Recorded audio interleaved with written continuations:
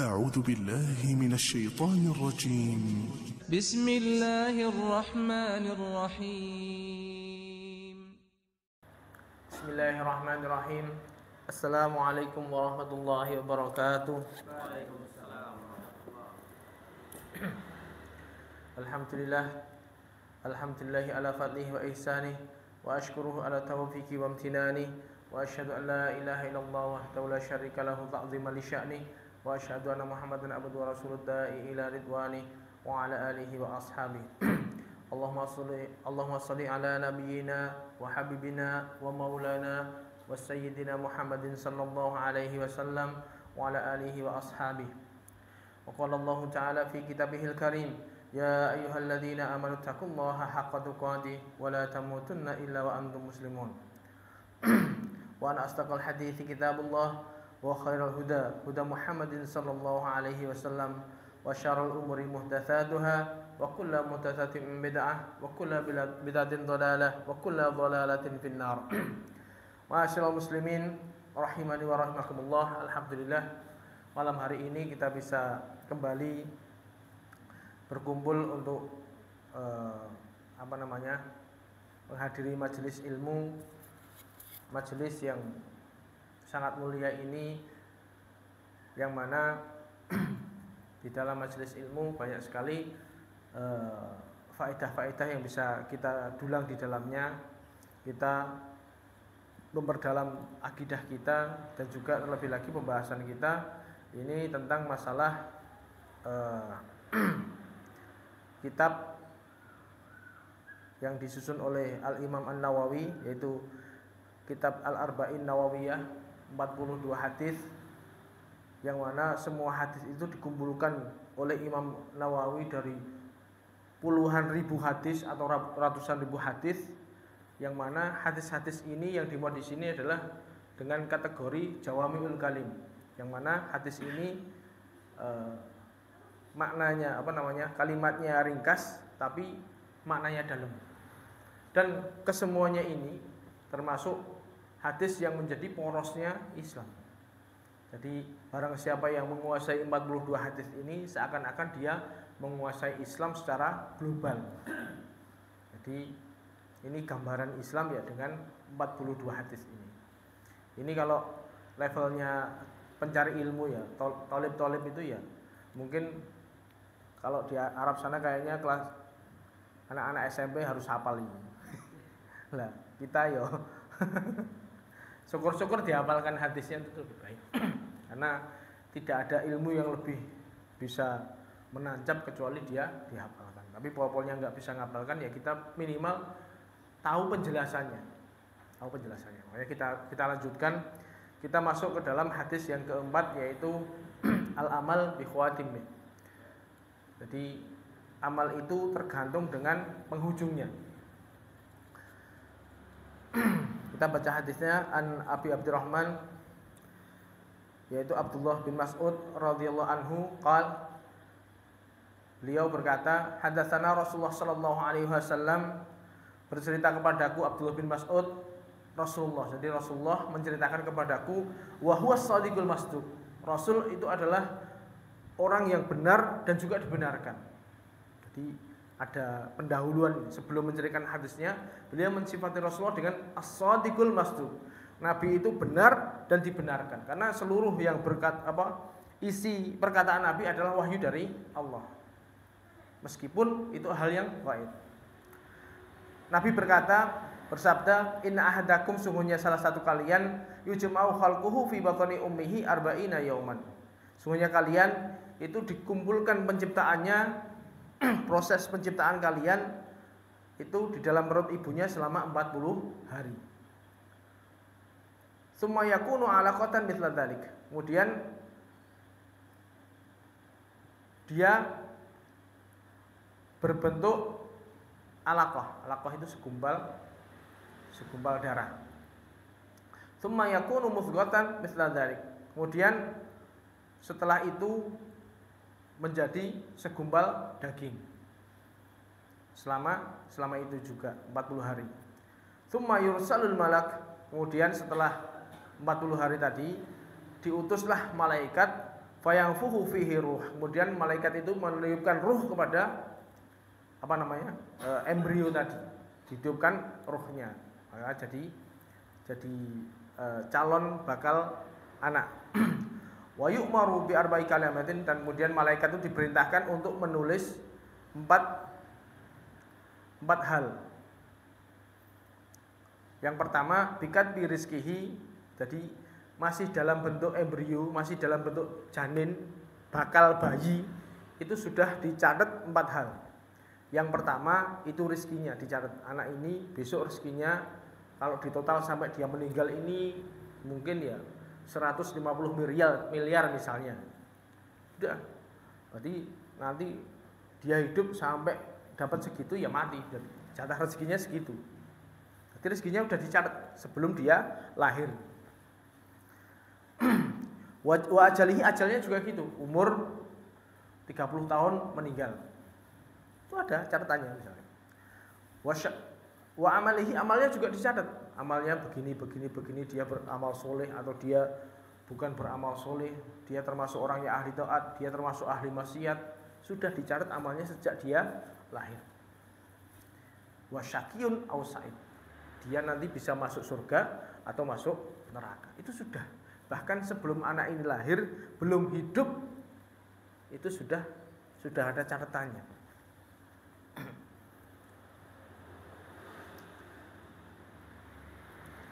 Fawalladzi la ilaha ghairuh, demi zat yang tidak ada Tuhan selain Allah.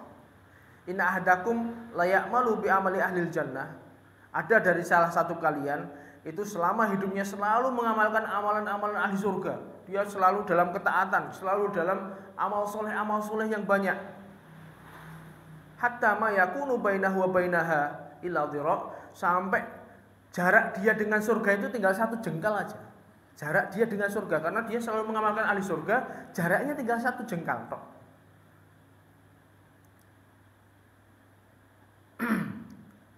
Fayasbiqu alaihil kitab, delalah keduruhan, dia sudah dicatat kodarnya. Oh, anak ini kodarnya dia menjadi penduduk neraka. Dia beramal dengan amalan ahli surga, kok delalah catatannya ahli neraka, tek. Maka fayamalu bi amali ahli nar, sebelum mati kok delalah dia merejel istilahnya, menggok, dia bermaksiat, mati, akhirnya fayadkhulnya dia masuk ke dalam neraka. Enek sing ngono kuwi. Jadi ada dia istiqomah di dalam mengamalkan amalan ahli surga, dia selalu dalam ketaatan, arep mati kok delalah menggok, mati dalam keadaan bermaksiat kepada Allah, dan itu termasuk maksiatnya parah sehingga dia menjadi ahli neraka. Masya Allah. Ini ajal kita nggak tahu. Ini termasuk masalah takdir. Kebalikannya ada juga, wa inna ahadakum la ya'malu bi amali ahli nar, sungguhnya dari salah satu dari kalian itu ada yang selalu mengamalkan amalan-amalan ahli neraka. Dia selalu bermaksiat kepada Allah, selalu melanggar. Hatta ma yakunu bainahu wa bainaha illa dhira', sampai jarak dia dengan neraka itu tinggal 1 jengkal tok. Mau dia mati dalam keadaan seperti itu jelas masuk neraka. Tapi fayasbiqu alaihil kitab, sudah keduluan di catatan malaikat itu anak ini masuk surga. Maka sebelum matinya fayamalu bi amali ahli jannah, dia sebelum mati mengamalkan amalan ahli surga dan dia bertobat dengan maksiatnya, maka dia mati fayadkhuluha, dia masuk ke dalam surga. Masya Allah. Takdir itu seperti itu. Kalau sudah takdirnya dia seperti itu, makanya kita jangan pernah ujub dengan amalan kita, meskipun kita selama ini dalane bener, umpama loh ya. Ini ada hadisnya seperti ini. Kita harus tetap istiqomah, selalu minta perlindungan kepada Allah, selalu minta pertolongan kepada Allah. Jangan ujub dengan amalan kita dan memandang rendah kepada orang lain. Karena ada seperti itu. Orang yang selama hidupnya maksiat tok, arep mati lho, adalah tobat mlebu surga. Iki sing ket enom dadi ahli taat, arep mati, dia mungkin syirik kepada Allah, dia melepas agamanya dan dia mati dalam kemaksiatan yang parah sehingga dia masuk ke dalam neraka. Ini yono seperti ini. Makanya ini termasuk rahasia ilahi.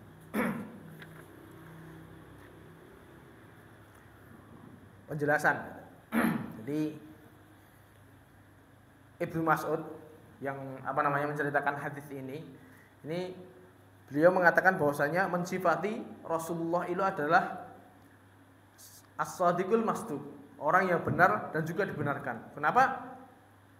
Sebelum menceritakan hadis ini Abdullah bin Mas'ud mensifati Nabi, karena yang dibawa, yang diceritakan oleh Nabi adalah dua hal yang gaib.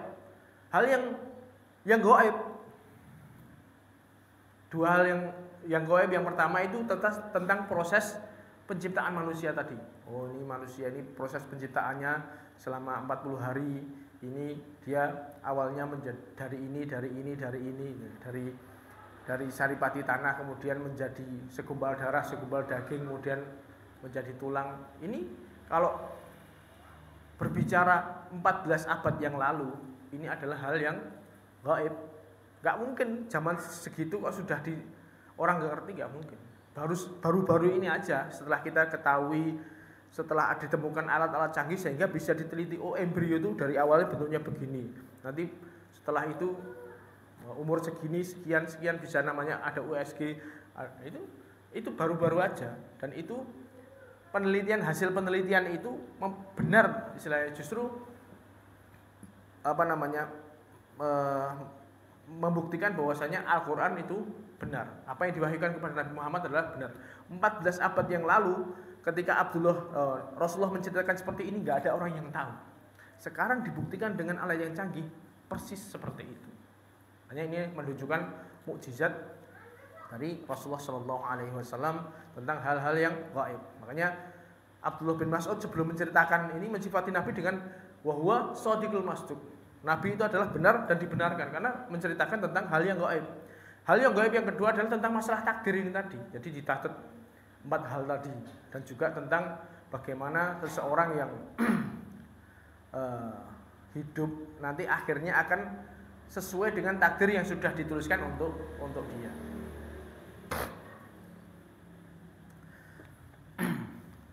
Adapun untuk masalah penciptaan yang diceritakan dalam hadis ini, di dalam Al-Qur'an Allah menyebutkan secara marhalah-marhalahnya atau fase-fase yang dilalui itu ada di dalam 2 surat. Yang pertama Allah menyebutkan di dalam surat Al-Mu'minun, yaitu ayat 12 sampai ayat 14. Allah Subhanahu wa taala menyebutkan walaqad khalaqnal insana min sulalatin min tin. Maka aku menciptakan manusia itu dari min sulalatin min tin, dari saripati tanah. Saripati tanah itu adalah sulalah itu adalah kayak hal yang kecil kayak gitu. Jadi bisa diartikan adalah maninya seorang laki-laki yang terpancar. Tsumma ja'alnahu nutfatan min qararin makin. Kemudian saya jadikan air mani tadi di dalam fi qararin makin, bertemu dengan sel ovum kemudian menetap di dalam rahim seorang wanita. Tsumma khalaqna nutfatan 'alaqah. Kemudian kami jadikan nutfah tadi air mani tadi menjadi segumpal darah. Alaqah ini ya bisa dikatakan kecil, kayak semacam kayak lintah kayak gitu, baru nancep gitu. Jadi bentuknya masih kecil ini, nanti semakin dia menghisap itu semakin besar. Fa khalaqnal 'alaqata mudghah. Kemudian kami menjadikan dari segumpal darah ini tadi menjadi segumpal daging. Fa khalaqnal mudghata idhaman. Kami jadikan dari segumpal daging ini ada tulangnya, di dalamnya itu kemudian tumbuh tulang. Fakasaunal idhama lahma. Jadi awalnya ini air mani, kemudian bertemu dengan maninya laki-laki, masuk ke dalam maninya sel telurnya ibu, kemudian menetap di dalam rahim. Itu awalnya kecil gini, kemudian berubah menjadi segumpal darah, gede menjadi ada dagingnya. Kemudian di situ ada tulangnya. Nah, tulang ini sebagai tempat untuk dagingnya. Jadi setelah timbul tulangnya kemudian dibungkus dengan daging sebagai tempatnya. Jadi itu nanti sudah, kalau di mikroskop itu sudah kelihatan gede bentuk-bentukannya sudah ada. Setelah itu tadi, setelah dibungkus daging, tsumma ansya'nahu khalqan akhar. Kemudian kami jadikan penciptaan yang lain. Habis itu prosesnya cepat. Kalau sudah jadi embrio yang kecil itu sudah sempurna, baru tadi tumbuh cet sampai nanti jadi bakal bayi itu prosesnya cepat.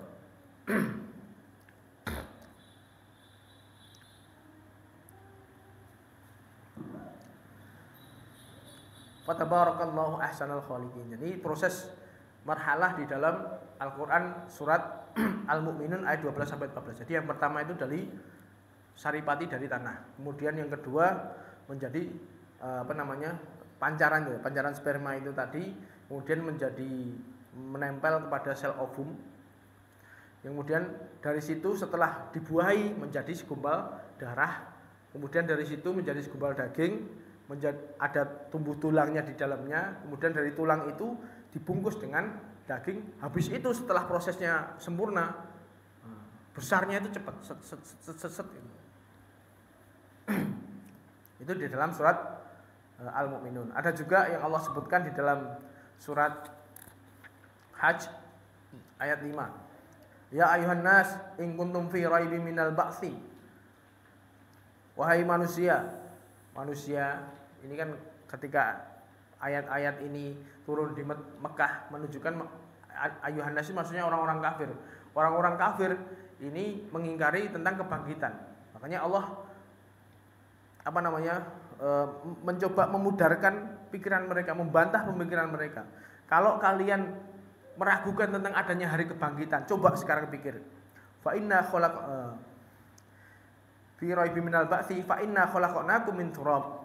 Coba kalau kalian meragukan bahwasanya saya bisa membangkitkan kalian besok di hari akhir nanti.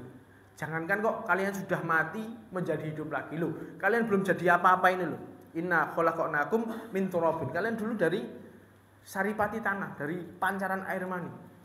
Summa min nutfatin, kemudian menjadi nutfah yang masuk ke dalam sel ovum itu tadi. Summa min alaqah, setelah dari situ dibuahi menjadi segumpal darah. Summa min mudghah, kemudian dari segumpal daging. Mukhallaqatin wa ghairu mukhallaqatin. Entah itu berbentuk atau belum berbentuk. Linubayyina lakum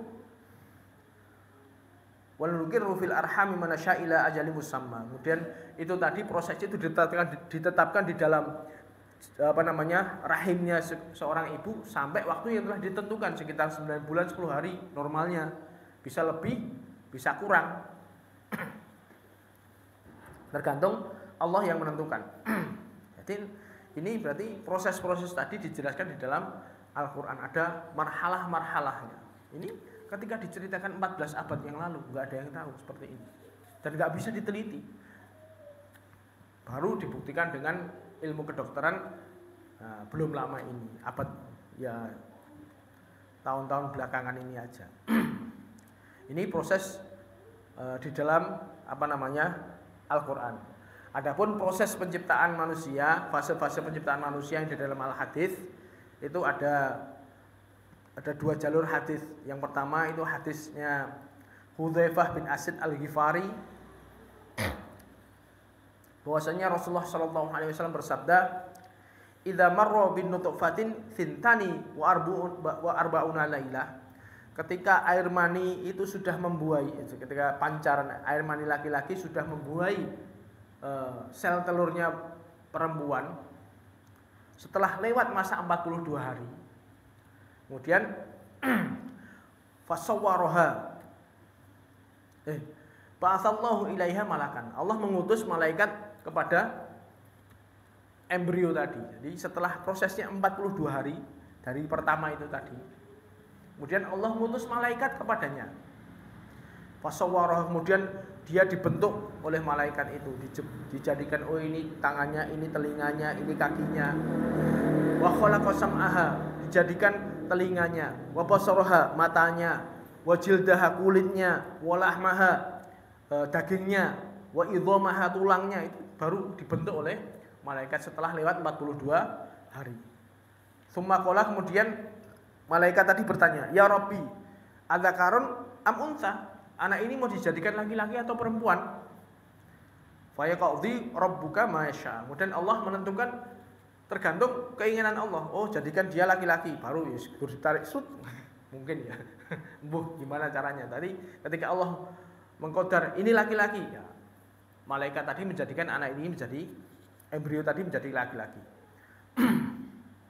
Wa yaktubul malak. Kemudian malaikat nyatet ini anak ini laki-laki. Summa yaqulu. Kemudian malaikat nanya lagi, "Ya Rabbi, ajaluhu." Umur anak ini berapa? Fa yaqulu rabbuka masya. Kemudian Allah mewahyukan kepada malaikat tadi yang sesuai yang dikehendaki oleh Allah. Anak ini umurnya nanti 42 tahun misalnya. Ya wis dicatat 42 tahun. Summa yaqulu, kemudian nanya lagi, "Ya Rabbi, rizquhu." Rezekinya gimana ini?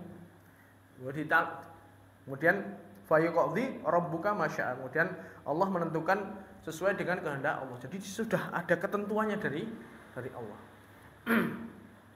Kemudian malaikat tinggal nyatet aja sesuai dengan ketentuan. Summa yakhrujul malaku bis-sahifatin fi yadi. Kemudian malaikat setelah catatannya komplit tadi, kemudian malaikat pergi dengan membawa catatan ini dan catatan ini akan dibawa untuk eksekusinya. Benar-benar. Berarti kan kalau jatahnya rezeki sekian ini nanti tinggal dibagi aja selama hidupnya. Oh, ini rezekinya ini pas seret, ini pas ajalnya pas begitu ajalnya yo udah diutus malaikat maut untuk menjemputnya. Jadi sudah ada ketentuannya. Wala yazidu ala ma umira wala yanqus. Jadi malaikat sama sekali tidak menambahi, tidak mengurangi. Persis seperti apa yang diperintahkan Allah kepadanya. Ini hadis yang pertama. Berarti hadis ini menunjukkan bahwasanya malaikat diutus oleh Allah itu setelah umur janin tadi berapa? 42 hari. Kemudian hadis yang kedua, hadis yang kita baca tadi, ini ada orang yang sebagian orang atau mungkin banyak ya orang yang memahami bahwasanya proses penciptaan manusia itu selama 120 hari. Ini kan sebenarnya penerjemahan yang kurang tepat. Jadi misalnya contohnya tadi, mereka berdalil dengan hadis yang di atas tadi. Inna ahdakum yujma'u khalquhu fi batni ummihi arba'ina yauman. Kalian itu dikumpulkan penciptaan dalam perut ibunya selama 40 hari. Kemudian 40 hari ini berbentuk mani. Kemudian 40 hari berikutnya berbentuk alaqah. 40 hari berikutnya berbentuk mudghah. Berarti kan 40 berapa itu? 120 hari. Berarti baru setelah itu malaikat mengutus kepada anak ini setelah 120 hari. Banyak orang yang memaknai demikian, tapi makna ini kalau menurut para ulama yang dan dikomparasikan dengan kedokteran modern ini kurang tepat. Karena kalau 40 hari masih berbentuk mani tok, nanti 40 hari berikutnya berbentuk segumpal darah tok, ini kurang tepat. Karena menurut kalau diteliti dengan kedokteran, itu dalam waktu 40 hari itu bayi sudah komplit, sudah ada tulangnya, sudah ada sudah ada dagingnya. Jadi 40 hari ini maksudnya proses dari saripati tanah kemudian menjadi menjadi nutfah, menjadi alaqah, menjadi mudghah, kemudian idhama, sampai 7 proses ini semuanya dikumpulkan dalam waktu 40 hari. Ini makna yang lebih tepat seperti ini. Makna ini bisa kita kita dapatkan kalau kita pakai lafadznya hadis Muslim. Ini pendapat yang benar wallahu a'lam, itu adalah penafsiran hadis Ibnu Mas'ud yang sesuai dengan lafadz hadis Muslim. Jadi dalam hadis Muslim, inna ahdakum ini kita bahas masalah lafadz karena ini hubungannya dengan penafsiran tentang proses penciptaan tadi. Inna ahdakum yujma'u khalquhu fi batni ummihi arba'ina yauman. Kalian itu dikumpulkan di dalam perut ibu kalian itu selama 40 hari. Tsumma yakunu fi dzalika alaqatan mithla dzalika. Ada fi dzalikanya. Jadi kalian selama 40 hari itu setelah sel ovum dibuahi itu menjadi segumpal darah.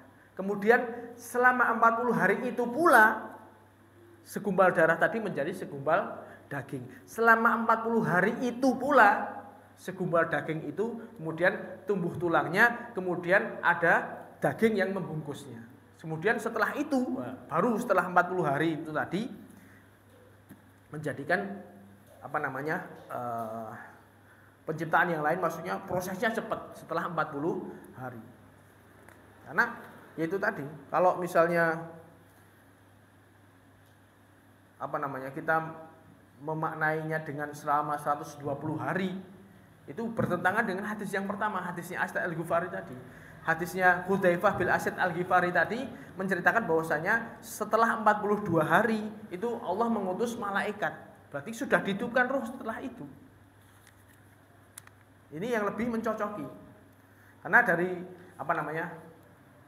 kalau dimaknai tadi, ada sebagian ulama yang akhirnya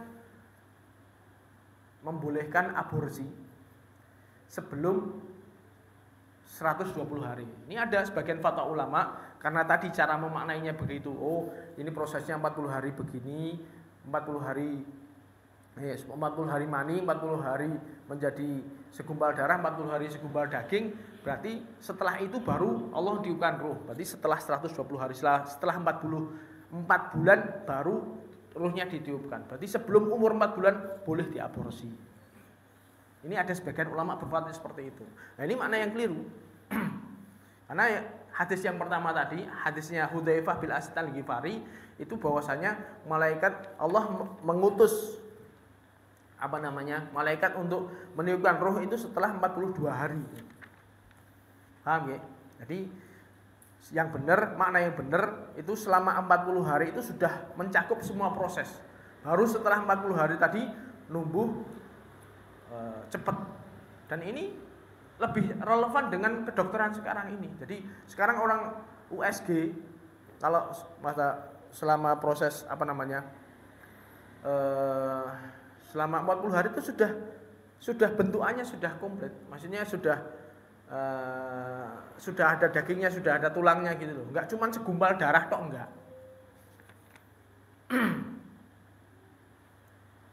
Ini makna ini yang lebih tepat.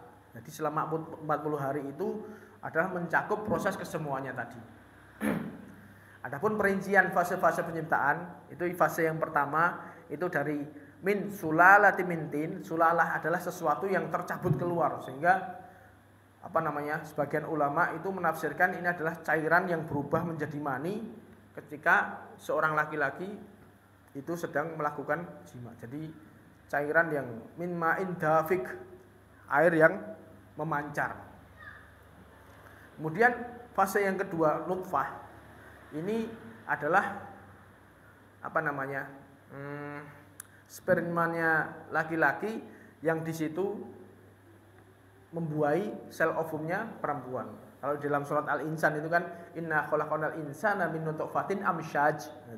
Nutfatin amsyaj, setetes mani yang telah bercampur. Jadi kalau kita gambarkan dalam kedokteran modern itu kan ketika air mani laki-laki memancar itu kan seakan-akan ada berapa tuh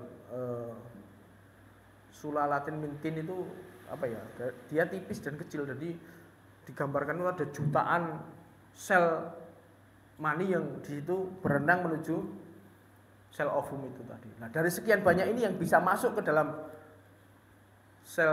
selnya itu cuman satu tok yang bisa membuahi. Ini proses yang kedua, alaqah, nutfah. Kemudian fase berikutnya itu adalah segumpal darah, alaqah. Segumpal darah ini kalau misalnya di minggu ini.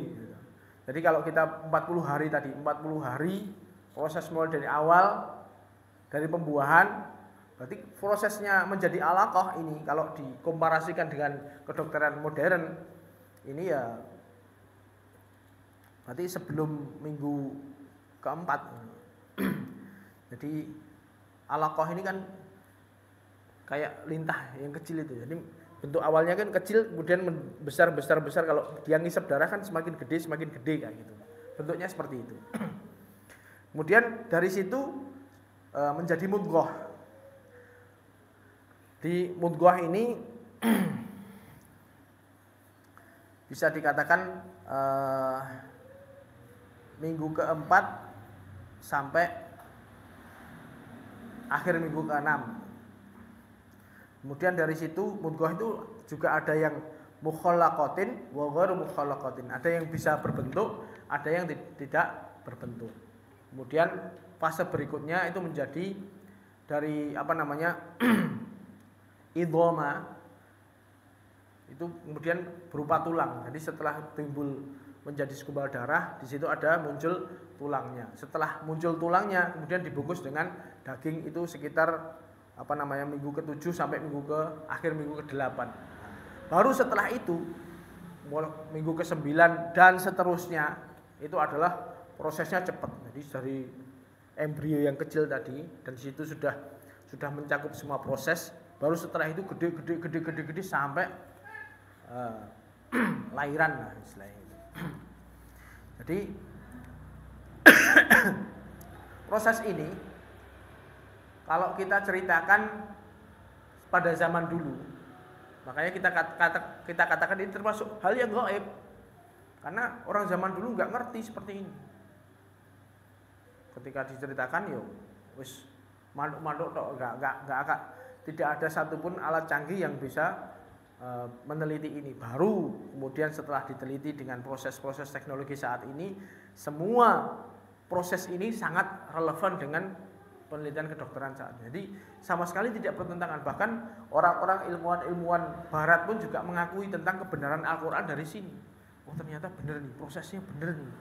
Dari situlah banyak orang yang akhirnya sadar dan masuk Islam. Ini termasuk keajaiban Al-Quran, menceritakan sesuatu hal yang gaib, yang 14 abad yang lalu itu nggak ada yang tahu, nggak bisa ngerti. Tapi setelah dibuktikan dengan kecanggihan teknologi, itu sama sekali tidak meleset. Baru setelah itu ditiupkan ruh. Jadi setelah 42 hari itu ditiupkan ruh berdasarkan hadis dari Hudzaifah di atas. Jadi menurut ayat dalam surat As-Sajdah, "Tsumma sawwahu wa nafakha fihi min ruh." Kemudian Allah menyempurnakan penciptaannya. Jadi setelah prosesnya diciptakan semuanya, prosesnya itu selesai semua, 6 proses tadi, baru ditiupkan ruh. Berarti ini masuk ke dalam minggu atau setelah 42 hari tadi, yaitu hari ke-43 kalau hadis yang pertama tadi. Ini ngopo kok ini dibahas barang ya. Ini masalah ini kan masuk ke dalam, nanti masuk ke dalam hukum fikih soalnya. Soalnya itu tadi ada sebagian ulama yang menganggap ketika roh belum dimasukkan itu boleh untuk digugurkan. Adapun hukumnya bagaimana? Bagaimana hukum aborsi? Hukum menggugurkan kandungan sebelum dia dilahirkan. Kalau aborsi, hukum menggugurkan kandungan setelah ditiupkan ruh. Jadi kalau ini tadi kan berarti kan beda pendapat loh. Pendapat yang pertama tadi, yang kita anggap itu pendapat yang kuat, lebih kuat Allah alam, itu berarti ruh ditiupkan ke dalam janin itu setelah 40 hari, sekitar hari ke-43 atau lebih, itu ruh sudah masuk. Berarti setelah itu haram untuk digugurkan. Meskipun janin itu diprediksi membahayakan nyawa ibunya. Ini ada seperti ini. Misalnya entah penyakit apa itu kan ada, sehingga dokternya menyarankan ini, Bapak kalau janin ini ada kelainan begini, nanti kalau dibiarkan itu bisa membahayakan nyawa sang ibu. Nah, seperti ini bagaimana mensikapinya? Kalau ini sudah lebih melewati fase ruhnya sudah ditiupkan, haram, tetap haram. Seperti halnya yang keterangan dari Ibnu Abidin rahimahullahu taala, hafizahullahu taala, "Lau kana al-janinu hayyan wa yuhsya ala hayati ummihi min baqai. Seandainya janin ini sudah ditiupkan ruhnya, sudah hidup, ibunya sudah ngerasa ada nyawa di dalam janinnya, sudah ndut misalnya, sudah terasa. Wa yuhsya ala hayati ummihi min baqaihi. Jadi kekhawatiran mengancam nyawa sang ibu jika anak ini dibiarkan ini masih masih prediksi ya. Fa innahu la yajuzu taqti'uhu li'anna mauta ummihi bihi mauhumun.